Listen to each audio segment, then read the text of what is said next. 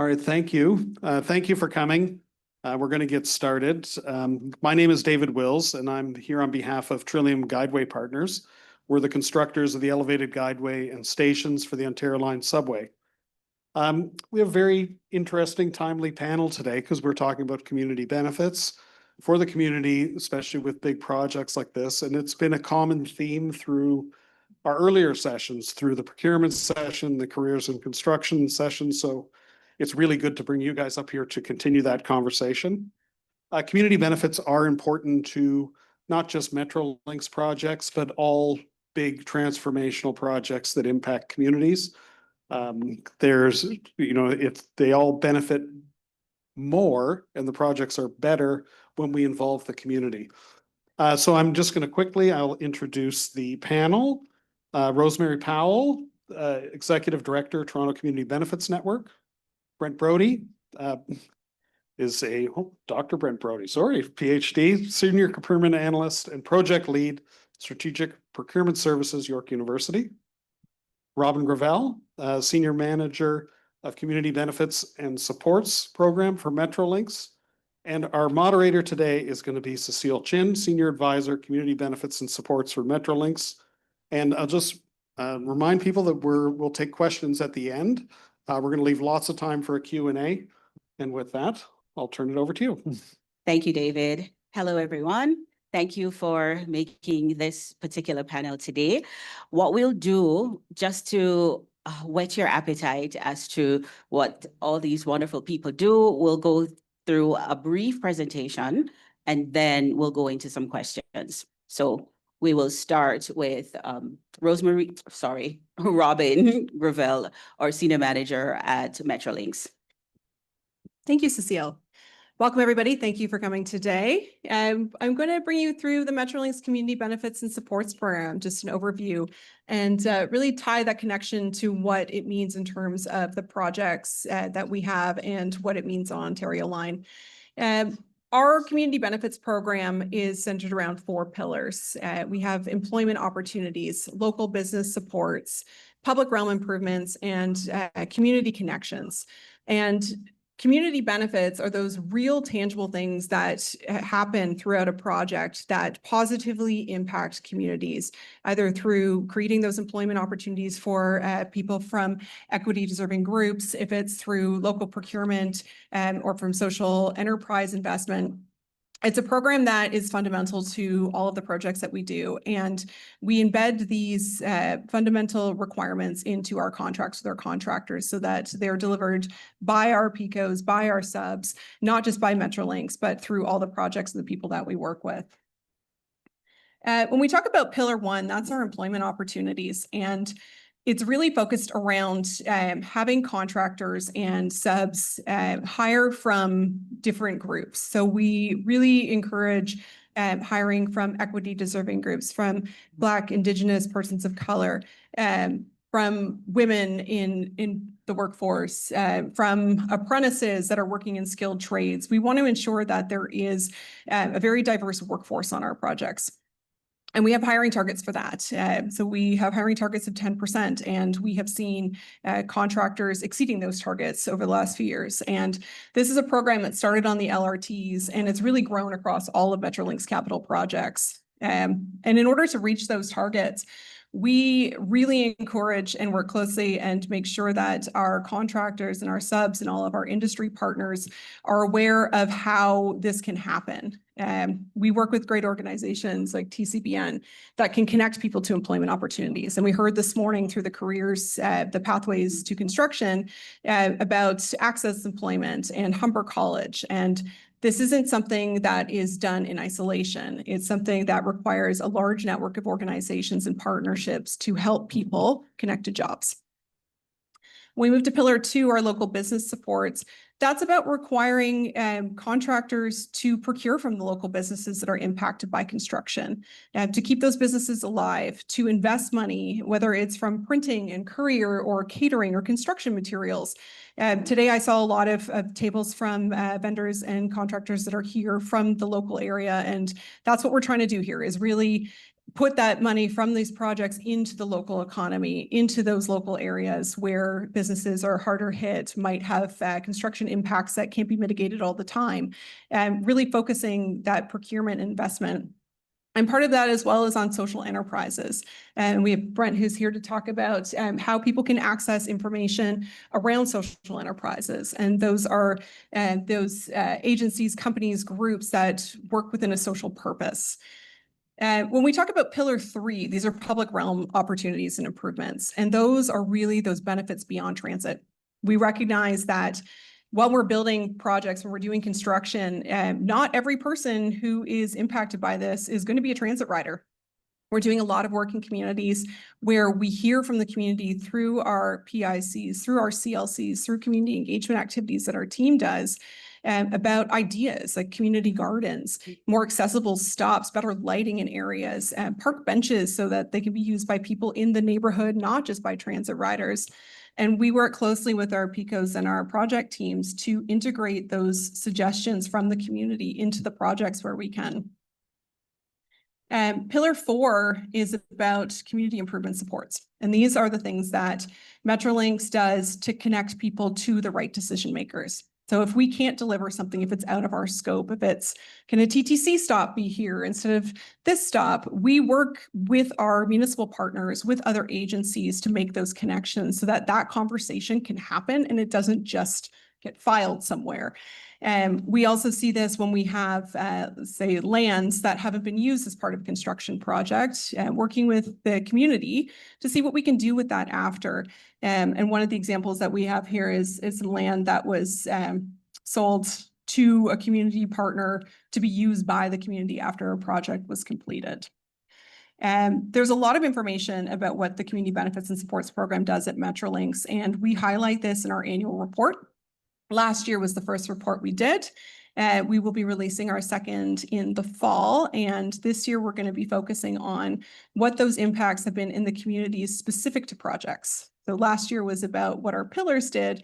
And this year, it's going to be framed in a way where you can see what has happened on Ontario Line. What has happened on Finch West? What has happened on Hazel McCallion? And communities want to understand what is happening in their neighborhood and what those benefits are and who's been hired, what businesses have been used, what agencies and organizations have been supportive in this journey. And so I encourage you to use the QR code that will take you to our community benefits page and you can read more about the program. And I thank you and have a great day.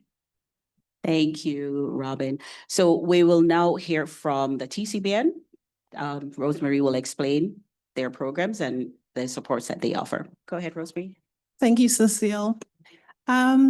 So the Toronto Community Benefits Network, we are a community labor coalition. We're a not-for-profit organization, and we're membership-based. So across the city of Ontario, we work with community organizations, social enterprises, and unions to look at how we collaborate with each other to basically create meaningful pathways to the employment that is being created through community benefits on these major construction projects.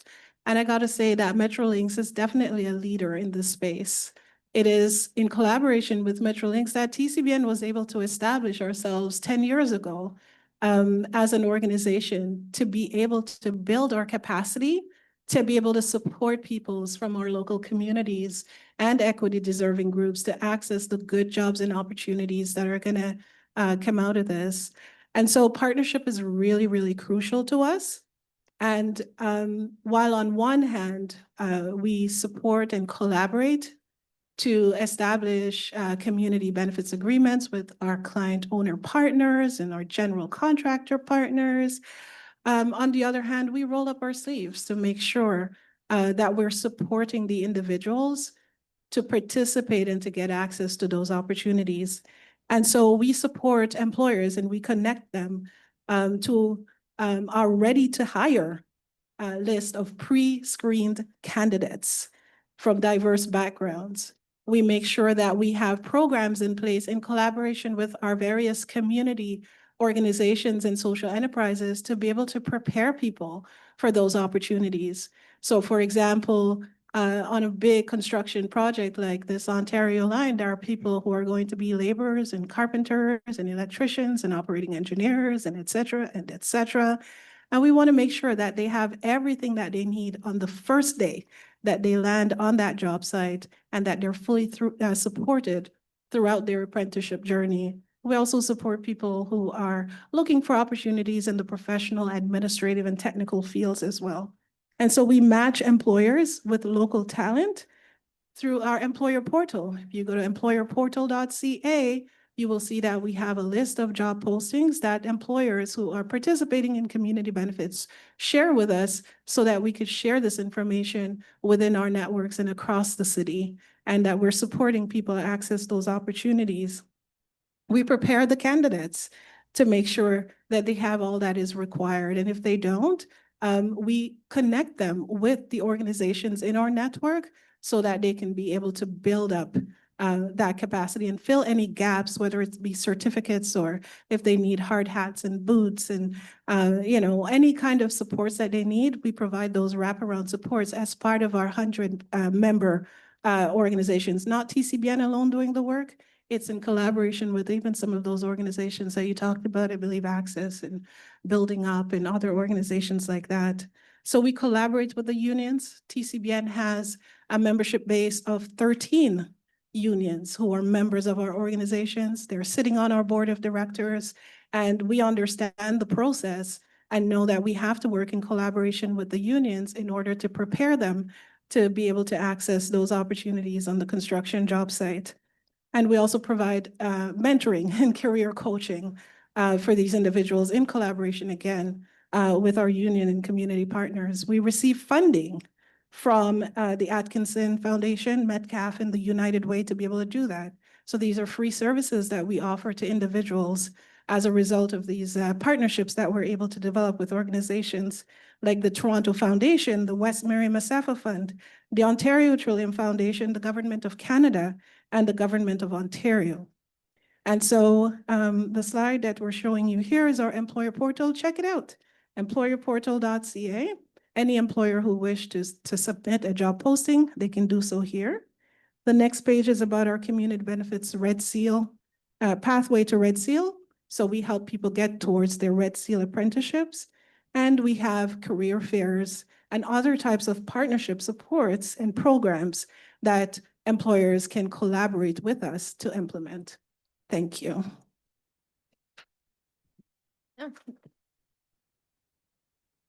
Thank you, Rosemarie. And so we'll hand over to Brent to give us some more information on how York University's procurement portal will support you.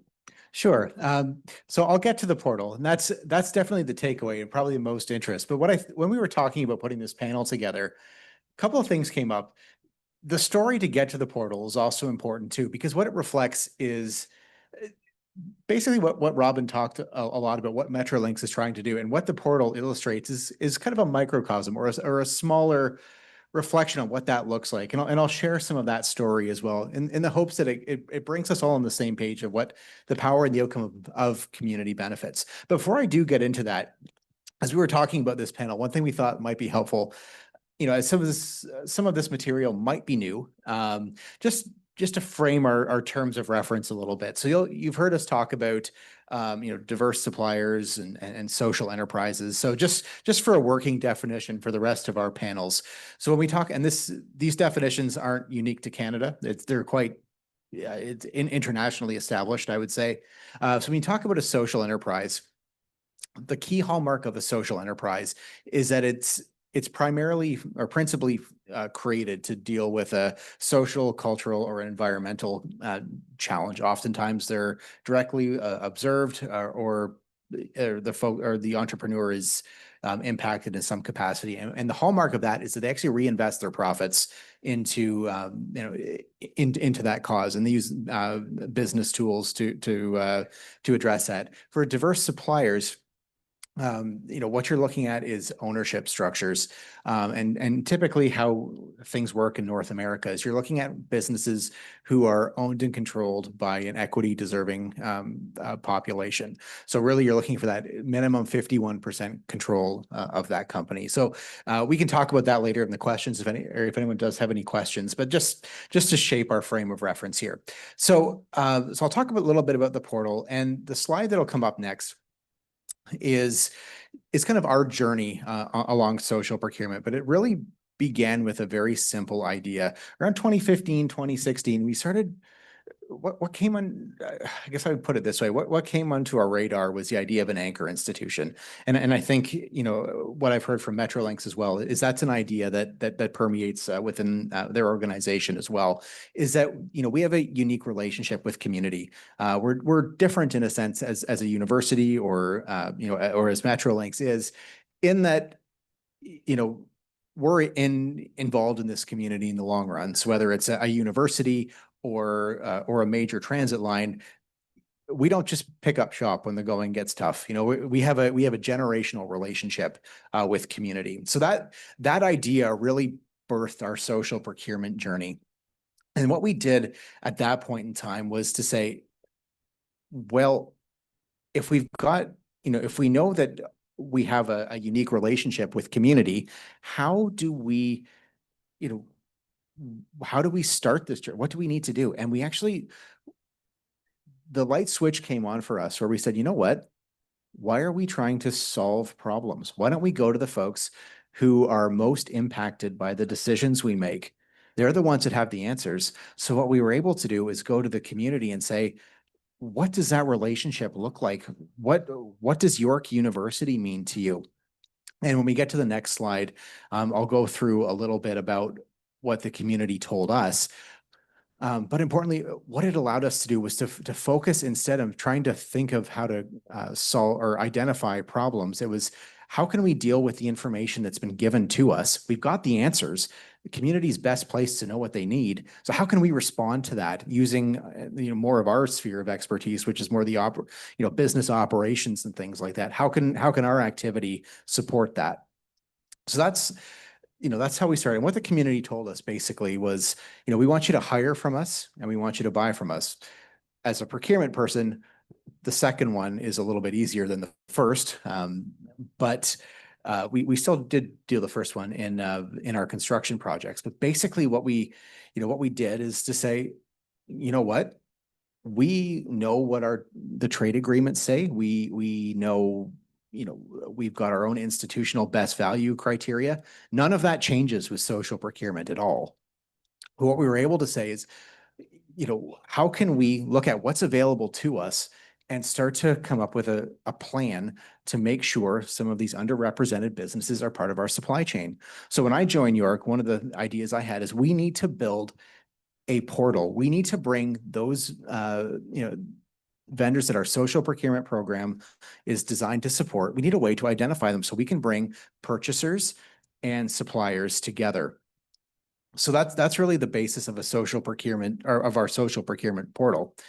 Now, the added benefit of having good relationships with the community is I was able to say, what does success look like? Now, this isn't me just shirking responsibility. We're trying to build this in any stretch of the imagination. What I wanted to say, how could something like this be meaningful? And what they said is, we love this idea, Brent. We've been asking for it for years, but please make it authoritative and open in such a way that every time, we want to do a social procurement opportunity, we want to, we don't have to jump through the same hoops. So we made it open sourced. It's free to use. It's free to search on. And that's really our portal. So we're up to 85 members now. We use this for across any type of procurement where there's a match. So if you are working on this project and you're looking for social procurement vendors, please check here. Or if you think you might fit the definition of a social enterprise or a diverse vendor, I think the last slide there has a QR code where you can look at that. And I'll stick around after if you do have questions. We'd love to get you registered. Totally free, and hopefully it'll be a great resource for this project and others to come. Wonderful. Thank you so much, Brent. So we will be just asking a few questions, but I know you must be bursting at the seams to get some answers as well. I'll start with Robyn. So Robyn, you've been speaking with a number of the contractors outside. So what would you say to them if this is their first foray into the community benefits field? Oh, that's a good question. Thank you. I do see some familiar faces here today from some of our PICOs and contractors and subcontractors. And some of you have been on projects with Metrolinx since the beginning of the community benefits program with the LRTs. And some of you are new and some have moved from company to company. It's kind of a new concept to a lot of people, especially in the construction industry. We see it a lot in larger institutional infrastructure projects nationwide and across the globe. But I have found in my time on this program that it is new for a lot of people, and that's okay. A lot of people don't know what the requirements mean. How do you hire from equity deserving groups? How do you meet your targets? How do you get access to women in skilled trades through agencies and organizations? How do you know what local businesses are being impacted if you work in a corporate office and not directly on the site? How do you know what social enterprises exist if you are learning about it for the first time today? And my advice is to connect with us. Metrolinx and our community engagement teams, we're here to help guide you, whether you're a contractor directly with us and you have a connection at Metrolinx through your CE teams. Ask questions.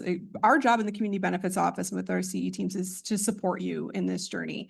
It's your obligation to fulfill your contractual duties, but we can't just put words in paper and expect you to know how to do that. And not knowing is okay. I heard this morning from our panelists from Humber and Access when they talked about working together. And they said that they're not in competition with each other, and nobody here is in competition with each other. We exist to help you all meet your requirements, because it's not just about ticking a box, it's about actually making an impact in the community.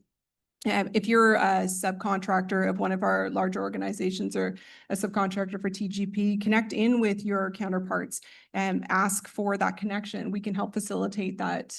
We're here for you. We're here for everybody else. We want to see you succeed because we all succeed when we do it this way. Thank you. Wonderful. I hope everybody took note of that. We're here to support you because your success is our success as well. So Rosemarie, you talked a lot about what the TCBN does and all the services that they offer. Tell everyone how your organization helps with connecting diverse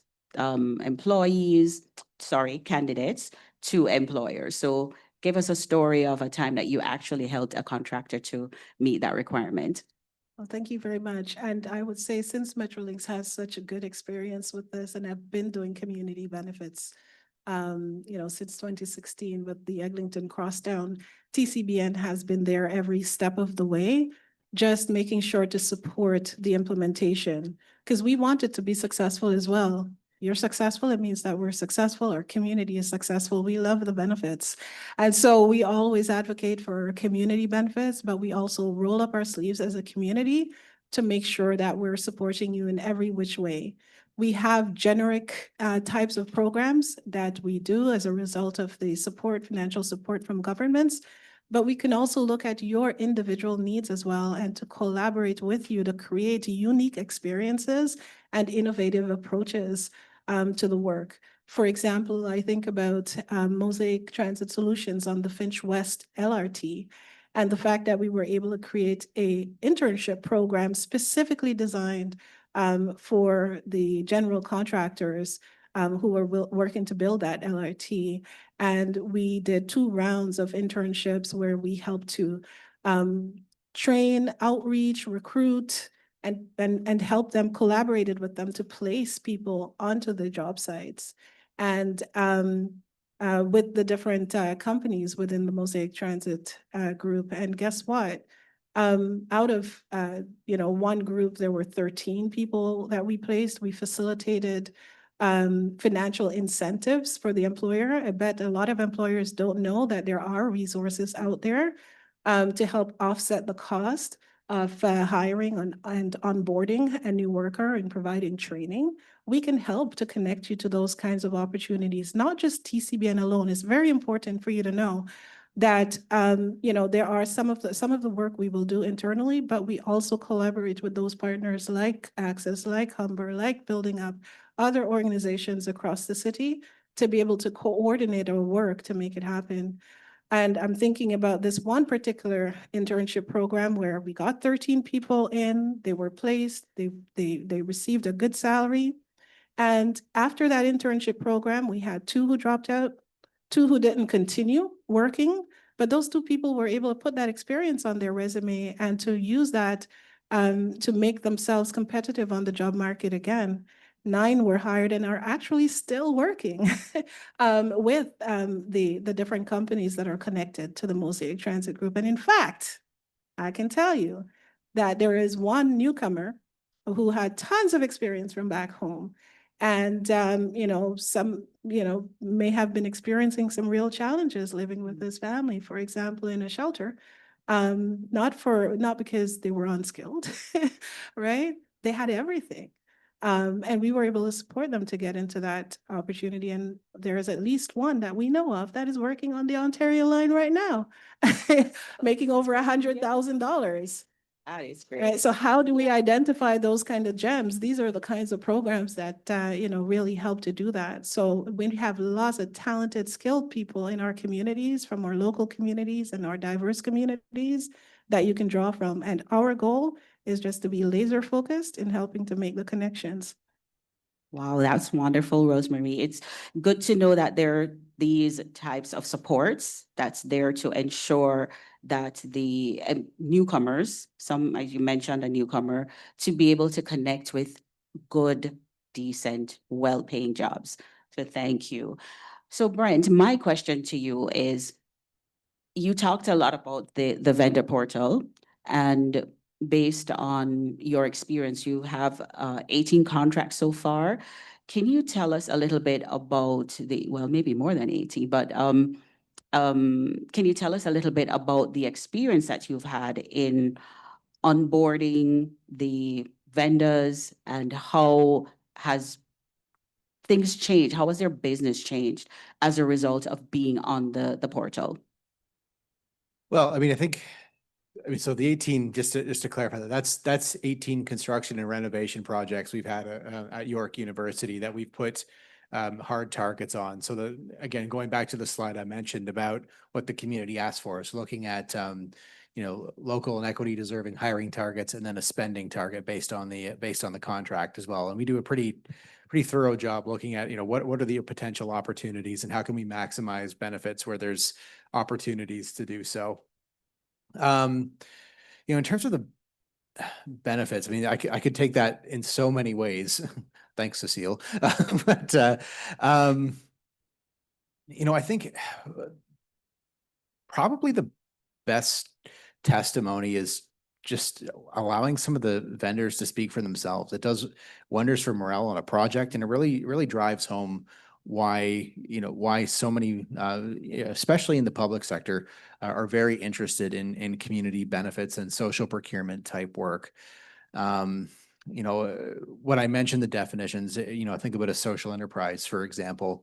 A lot of them are, they form a business to address something.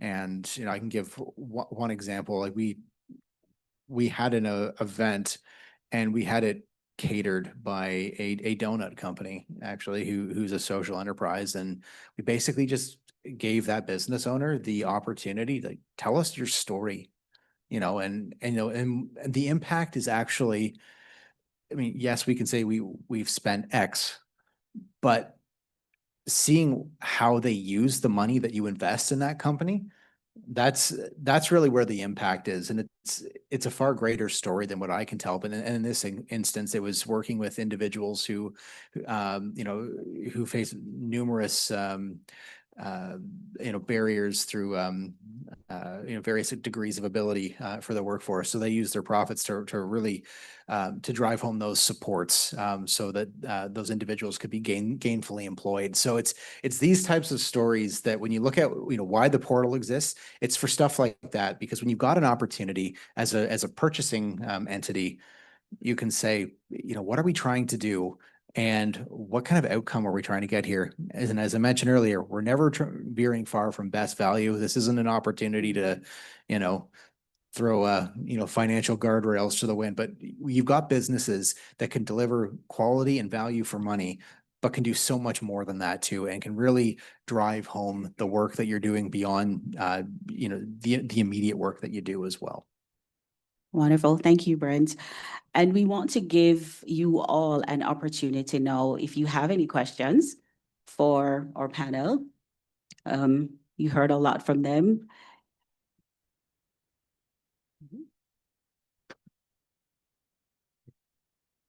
Hi, pleasure to hear from everybody today, and thank you so much for taking the time to come out and talk about all the great work you're doing. It's been really great to hear about, everything that's being worked on. My question is for Robyn from the Metrolinx team. It's been really great to hear about the great work that the Metrolinx Community Benefits team has been able to do on projects like, like the Eglinton line or other parts of the Ontario line.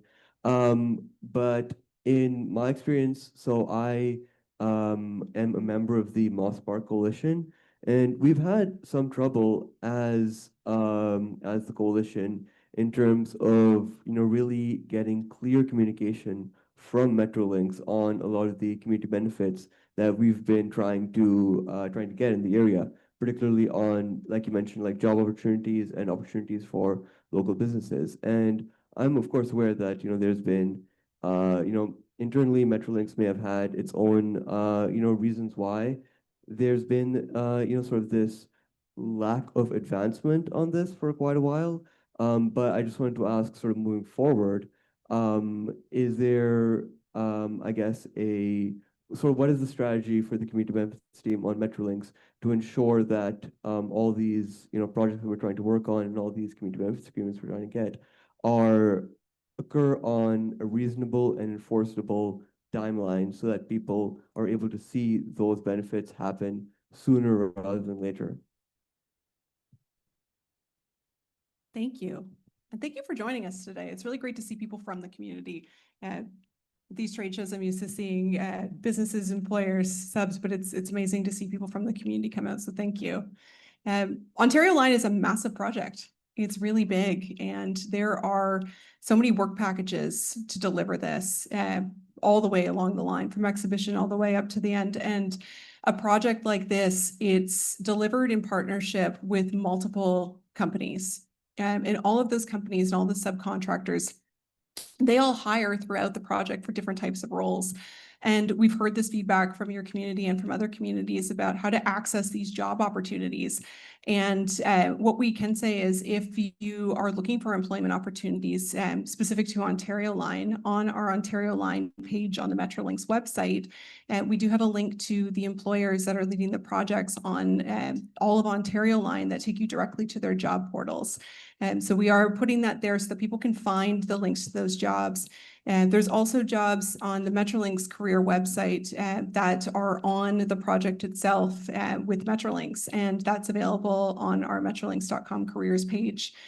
And what we're doing with this information is we're trying to get it out to the communities, because I think oftentimes people see the project and they think, oh, it's Metrolinx jobs, and it's really beyond us. It's in collaboration with all of our delivery partners, with our PICOs, with our subs, and we want to be able to provide a connection to those job links. The way that hiring works on any construction project, especially long-term ones, is it depends on what phase of the project you're in. When you're ramping up, there might be a lot of jobs in the sort of professional, administrative, technical sector, and that's getting the project ready, getting ready to get out there. And then as you get into construction across the alignment, that's where you see some of the skilled trades jobs come out. And as we've heard from our panel this this morning and from Rosemarie, there are pre-apprenticeship opportunities for positions that are unionized that you can connect in with through the unions or through TCBN and agencies and organizations. There are employment agencies like Access that can help with job readiness. So when I say that there are links on our website, I'm not just trying to push you to a cold site to find it yourself, but there are all these agencies and organizations that exist that can help connect you to those employment opportunities as well. This is a project that over time, these jobs will come out through construction to operation to maintenance. And so it's a bit of a rolling cycle.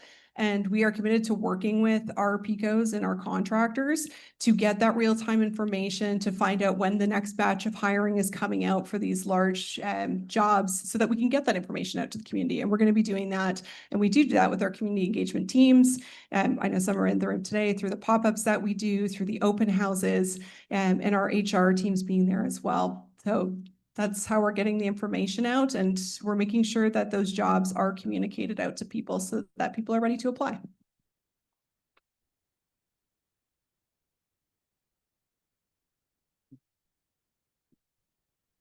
My question is, when you are doing social procurement, is this necessary your vendor is social enterprise? If you couldn't find a social enterprise, how you develop the social enterprise in order to meet your goal? Brent, would you like to take that one? So I'm not sure I quite understand the question. My question is, how you find out your vendor is social enterprise? Oh, okay, sure. So for vendors that apply to the portal who are, you know, who apply saying they're a social enterprise, what I'm looking for is evidence of the profits of their business being reinvested. So in Ontario, it's actually quite easy because most social enterprises are actually nonprofits. So there's already a built-in asset lock into their business structure. There are a few that have a for-profit business structure, but typically what I'd look for there is something within their bylaws that puts an asset lock on profit. It's pretty rare, but those would be the two ways I would look for it. I hope that answered your question. And there's also a resource by Social Canada. They do have a list of social enterprises that have been certified. So that's another resource that you could also check. Do we have any more questions? Do we have any questions on, oh, did I just see a hand? Yes. Sorry, I just had to quickly jot my questions down, so I'm going to read it. So this question is for you, Rosemarie, and the TCBN. How is the TCBN adapting to support workers who are looking to be employed on the Ontario line with the different communities that previously haven't been impacted by the transit projects? How are we adapting to support? I would say that over the last 10 years, we have been growing and building our capacity. Because this work, it does take resources.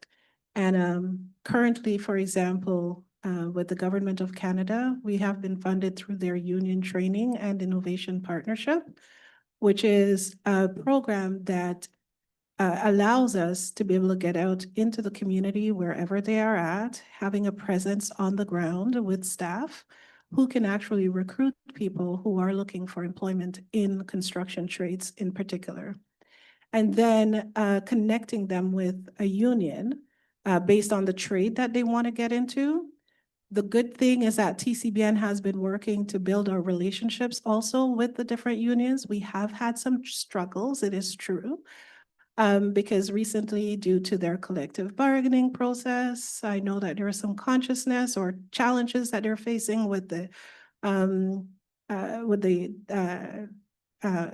tariffs and so forth that they're dealing with. So I know that there has been a slowdown. But quite frankly, today I'm wearing my little bag from ATU 113.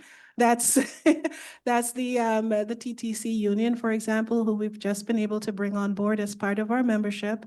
And they're working with us to build out a partnership for mentoring, because so we're always looking at building new additional partnerships and relationships with the different unions who are implicated in these different projects.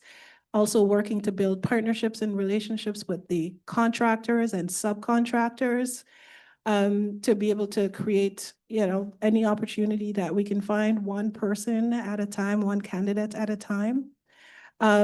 We have also worked to support the creation of the Afro-Canadian Contractors Association, which is an organization that brings together all businesses that are Black owned, who are in the construction space. They have sometimes smaller types of jobs that will give people initial experience, because sometimes unions are looking for, it's a challenging process sometimes to be able to get into the unions. And even though it's an apprenticeship and you don't necessarily need to have experience in this kind of a tough economic market, they're still looking for experience, is what we found. And so being able to provide internships and additional kind of training and so forth, these are the kinds of things that we're working toward. Now, I know that there is a lot of need in terms of, the unemployment rate, especially for our community, is double that of other communities. I'm talking about equity deserving groups. And we can't do it all by ourselves. And so we definitely need these partnerships. But we are working steadfastly to build capacity and to get out into the community. I know that in Moss Park, for example, we have a staff at TCBN that is dedicated to focusing on that community. In Scarborough and the community, we have staff who work directly there. In the Downsview community, we have a staff who is also working directly there, in Jane and Finch and Rexdale as well. So, and also, of course, we're not alone. TCBN is a network-based organization, and we work with our multiple community organizations and groups to be able to do that. But I do acknowledge there's more work to be done. It is challenging, and it actually takes resources. And sometimes we don't get all the resources we need to be able to make it happen. So that's why it's really good to have the leadership from Metrolinx and the general contractors to also come halfway with us, as well as we're also trying to roll up our sleeves to be able to do the work. And I do see that is, that is happening for the most part. Wonderful. Thank you, Rosemarie. Do we have any more questions? Yes, we have two more. Okay. Sorry, last question. You guys talked a little bit about the successes of the community benefits program from the previous LRT projects. What have you learned from those projects that you're bringing now to the Ontario Line project, that you're adapting to make it better, to make it an even better success than it was on the previous projects? We're always learning. This program has evolved from its inception, from Eglinton Crosstown, from Finch, from Hazel McCallion. And over time, we're starting to see how we can change it, how we can continuously improve. Our team, we do a lot of jurisdictional analysis. We're looking at what other industry leaders, what other transit agencies, infrastructure builders, construction, other big corporations are doing in terms of the community benefit space. And we're looking at what the impacts are and how we can look at integrating that into our program. And it's not just on Ontario Line, it's on every project. We are constantly growing. And this started as a program on 3 projects, and it has expanded across our entire portfolio of projects, of capital projects. And we are learning what is working and what isn't, and what supports are needed in order to help our construction delivery partners meet their goals and to impact the community. And we're doing that by getting feedback from the community, from employment seekers, from organizations, from our partners. We're hearing that feedback of, have you tried this? Or what if you did this? And we take that and we look into that and we see how we can integrate that into our program. And we are constantly evolving this version of the community benefits program. And it's still fairly new, where it was launched in 2023, really on projects. And it's something that can build and grow over time. And we want to see what those real tangible impacts and outcomes are on this project and all of our projects. And that might require us to be a little bit more nimble in one way and a little bit more stringent in another, but we want to make sure that this program works for the community and it works for our delivery partners and it works for Metrolinx and it works for our stakeholders. It is a huge collaborative effort and it is an ever evolving journey of making it better, more impactful, and as things change, as projects progress, we're learning that and we're taking those learnings and putting those into real actions to see what we can do to grow this and make it the most impactful program it is. It is, we are the first transit agency in Canada to have a program like this.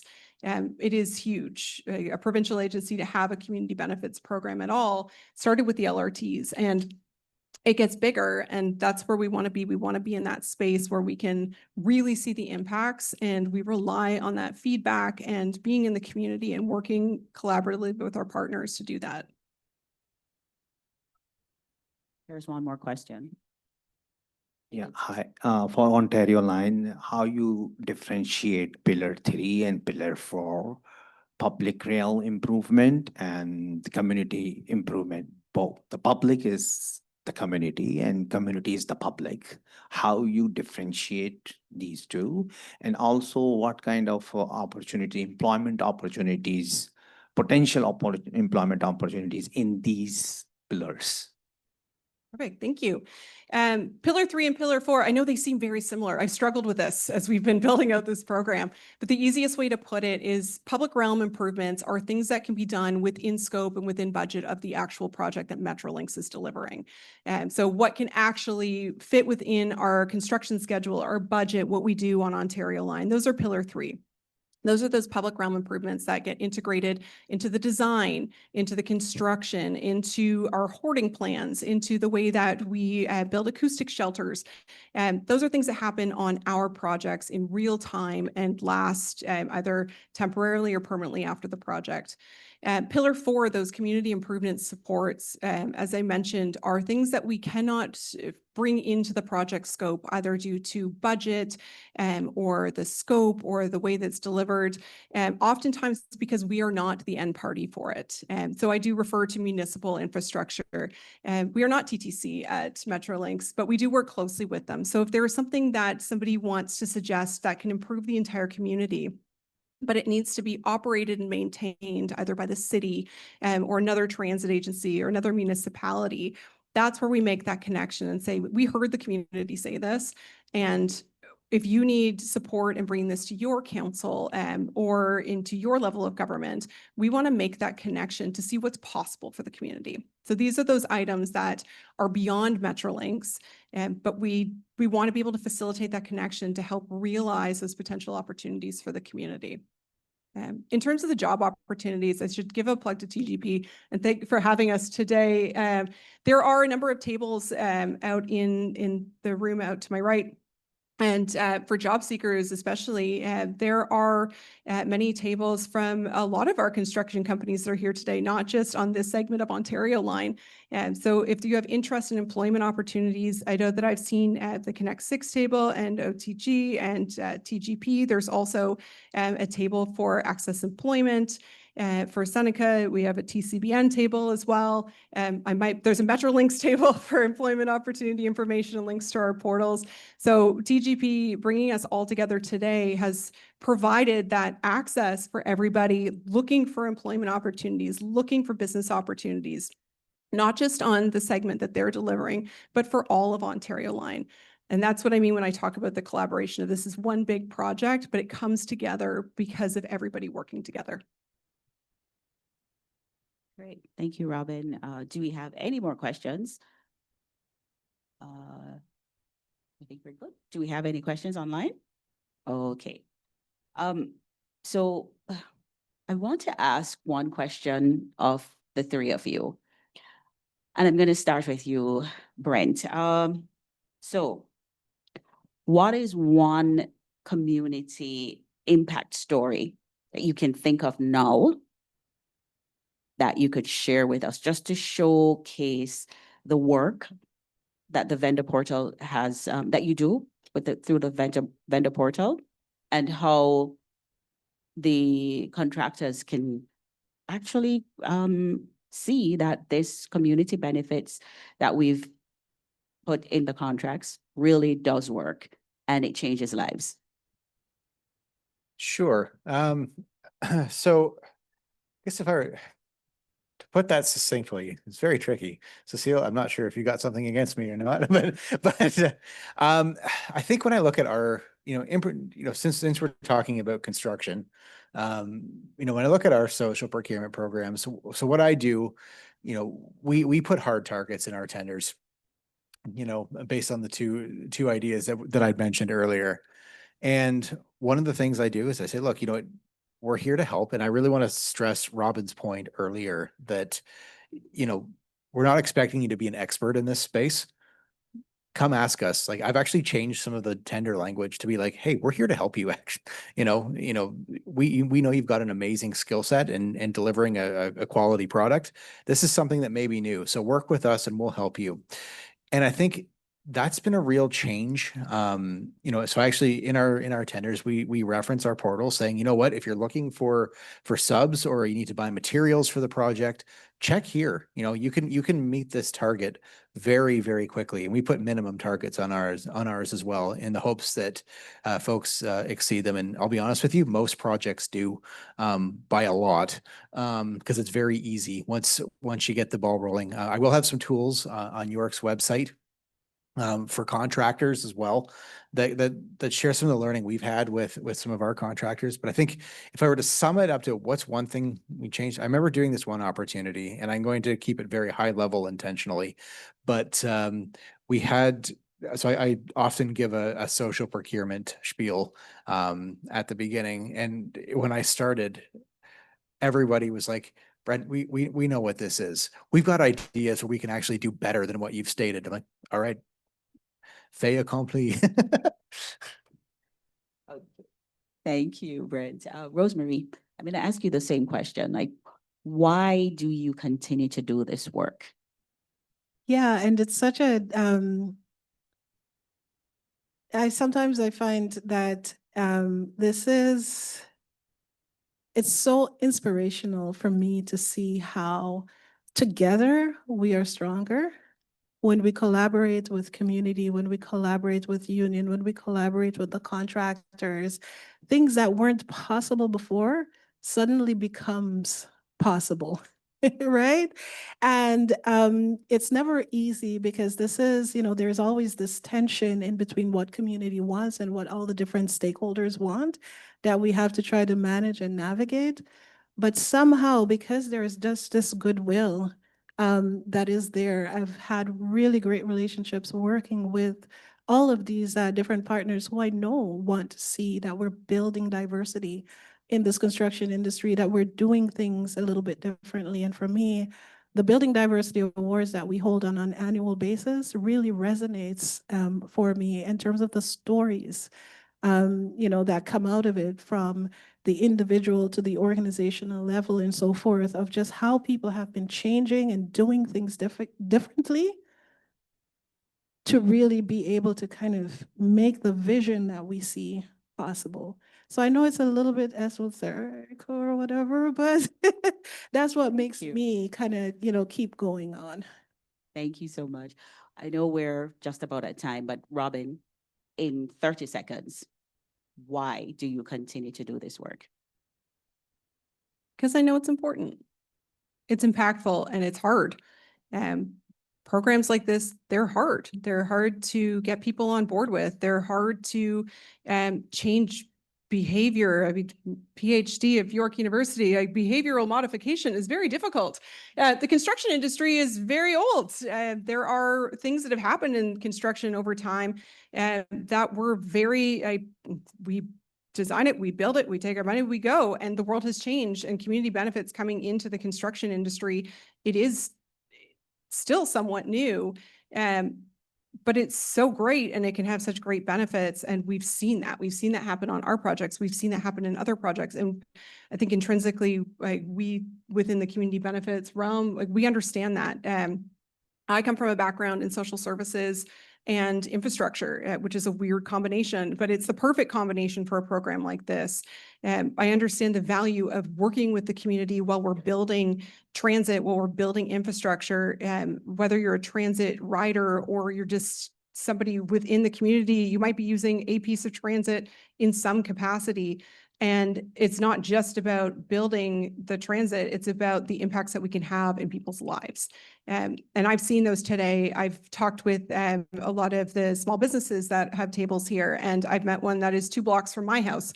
And so when we talk about hiring locally and investing in local procurement, I've seen it today in the products and services that are purchased and procured through contracts like this.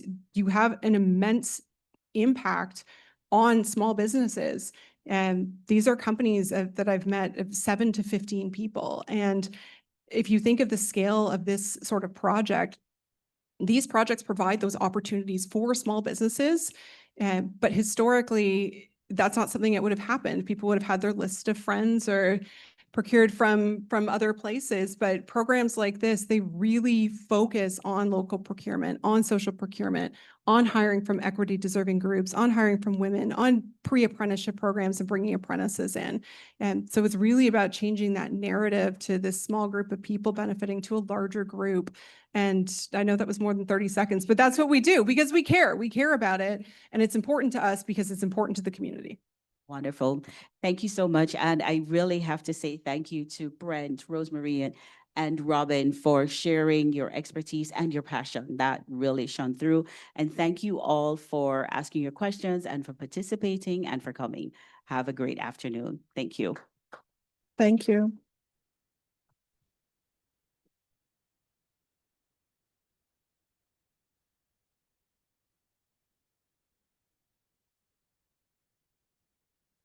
$258.